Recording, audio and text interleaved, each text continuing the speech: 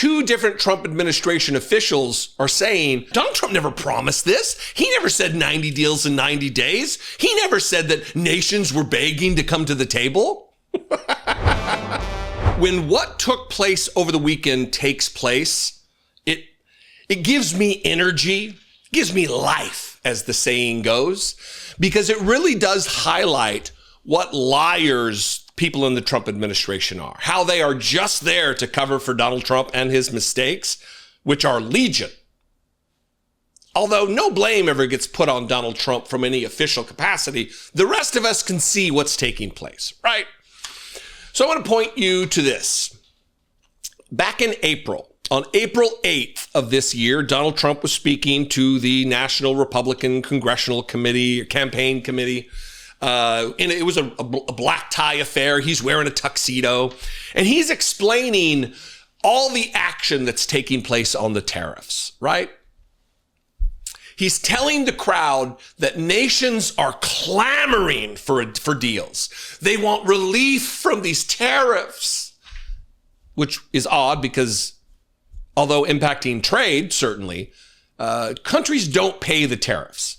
People who import the goods, Americans who import the goods, they pay the tariff, and then they pass that tariff cost on to the end consumer. That's how it works. It's ad nauseum at this point talking about it. But here's Donald Trump not only saying nations are, so many of them are begging him to come to the table. He tells the crowd, they're kissing my ass. Please, sir, make a deal with us. Watch this. And I think we're going to do much better than that this time, because this time I'm doing what I want to do with respect to the tariffs. I think we're going to do much better. And just remember the numbers. When you get up to $2 billion a day, $2 billion a day, they're saying, sir, can't be that, can it? I said, yeah, it can. It's the biggest transaction ever made. This is bigger than any deal. You guys, some of you work for companies. Your companies are peanuts. I don't care how big they are. This is the largest transaction in the history of our country. And don't let some of these politicians go around saying, because I'm telling you, these countries are calling us up, kissing my ass. They are dying to make a deal. Please, sir, make a deal. I'll do anything, sir. And then I'll see some rebel Republican, some guy that wants to grandstand, say, I think that Congress should take over negotiations. Let me tell you, you don't negotiate like I negotiate. Congress takes over negotiating. Sell America fast, because you're going to go busted.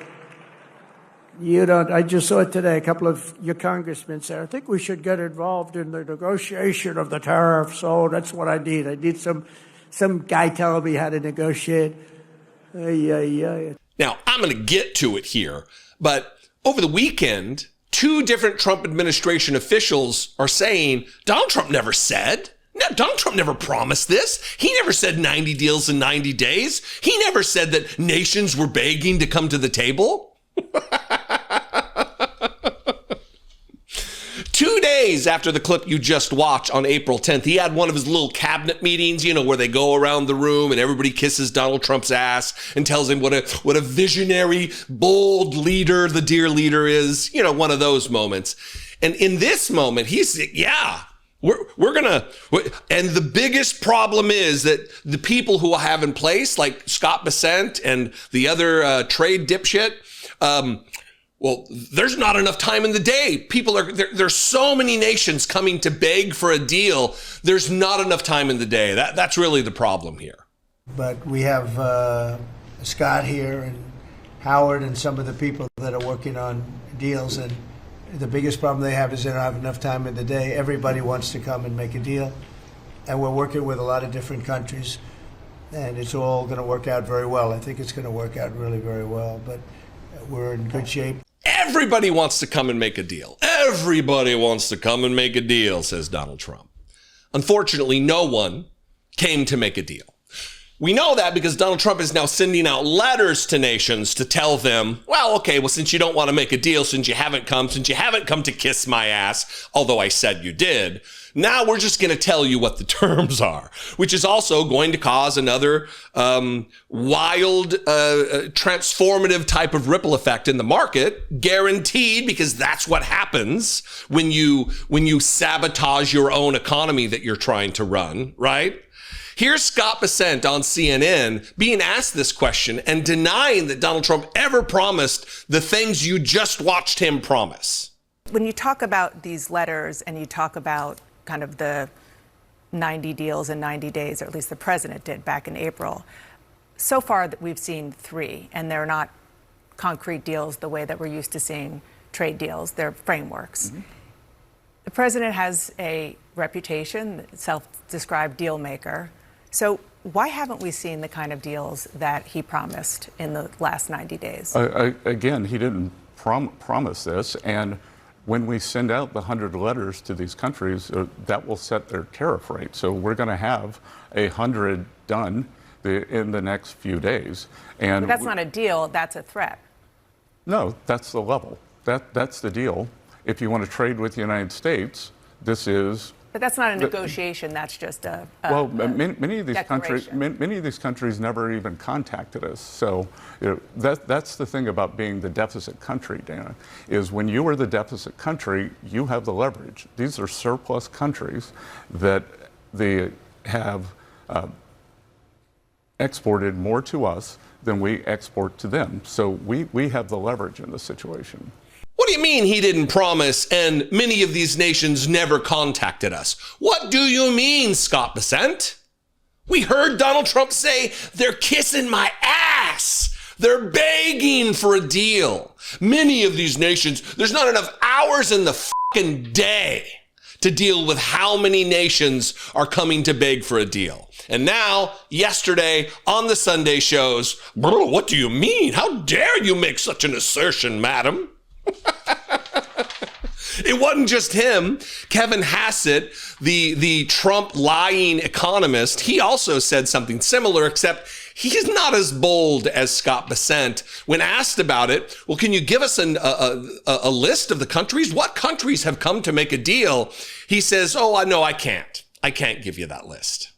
You mentioned those letters that will start going out tomorrow, according to President Trump. He said about 10 to 12 countries will receive them. Can you tell us who's going to get one and what they say? I can't, because again, the part of the letter that could be happening, right, is that we're close to a deal. We're not really satisfied with the progress that we're making in the deal, and so we're saying, okay, fine, we're going to send a letter, but maybe you get a deal at the last minute too. Until we see everything that plays out, I think that we need to just hold our fire and watch for the news this week. Is it fair to say that those notices are going to go to our smaller trading partners as you negotiate with our bigger ones? I think that it could be that it'll be both, but also don't forget that when we have great trade deals, our smaller trading partners could become much bigger trading partners. And that's, I think, one of the reasons why countries are racing to set deals up with us ahead of the deadline. So although what he said was not exactly what I remembered him saying, it's actually worse. It's not that he doesn't know which countries have come. It's that we sent out letters and he can't even tell you which countries we've sent letters to. Which countries we're now threatening with whatever nonsense number Donald Trump just pulls out of his ass to, ass, head, your face, your ass with Donald Trump. It's the same thing. So these people are just paid liars. They're paid cover artists for Donald Trump. He makes a mistake. He makes a bold claim, and then they have to cover for that mistake through taxpayer dollar paychecks. What are we doing here? When is a substantial portion of MAGA going to wake up?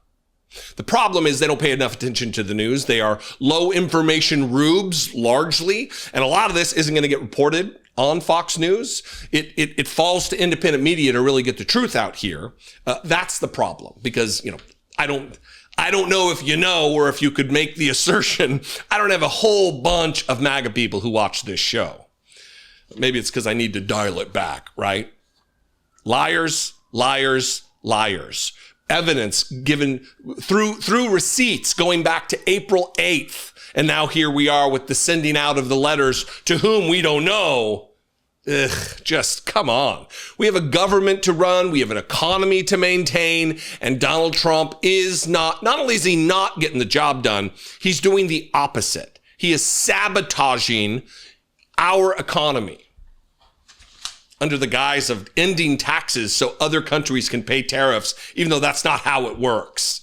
Stop electing stupid people to high office, who then in turn hire stupid people to surround them as yes men and women, telling you that, yes, sir, you're doing a great job, sir. Oh, visionary leadership, sir. Tears in my eyes, sir. Ugh. Anyway, what do you think? Comment below. That'll help the algorithm to share this content with new possible subscribers. I would appreciate that very much. You can also call the voicemail line. Leave me a fewer than 3-minute voicemail. Otherwise, Google Voice will cut you off. That's 714-576-4054. And of course, as always, you can email me the old-fashioned way, daily@dollemore.com. I'm on social media just about everywhere.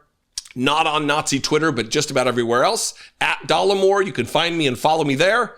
And I will see you next time. Until then, be genuine. Take care of one another.